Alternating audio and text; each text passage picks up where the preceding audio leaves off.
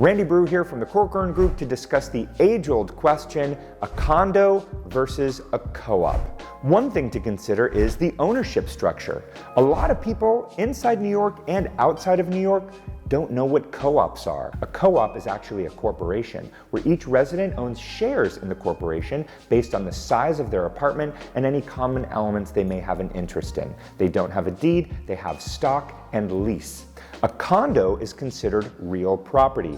You own the floors, you own the four walls, and you have a deed, much like you may have in a home. Another factor to consider when looking at condos and co-ops are the costs. Co-ops are typically less expensive because of the restrictions associated with co-ops. Co-ops have restrictions on whether you can have a washer and dryer in the apartment.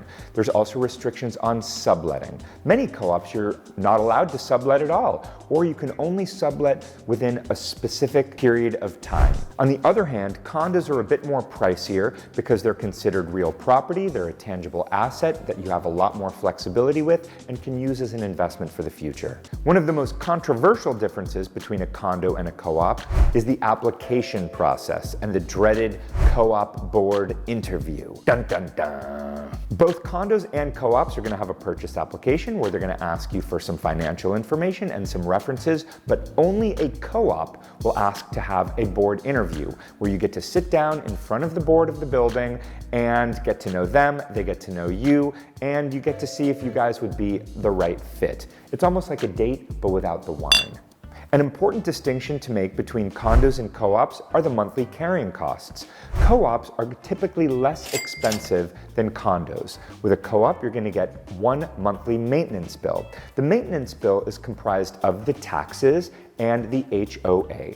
The HOA are the Homeowners Association fees that go towards the upkeep of the building and the payment of all the staff. Condos, you're going to get two bills. One, your taxes, and the other are the common charges. Because condos are typically newer buildings, they may have more amenities than co-ops, and so the common charges are going to be a little bit higher to support the upkeep of the amenities, to pay the staff, as well as the maintenance of the building. Thanks for joining me today. If you liked what you saw, hit like. If you want to see more, please subscribe. And if you have any questions, feel free to leave them in the comments below or shoot me a DM. I'd love to chat with you.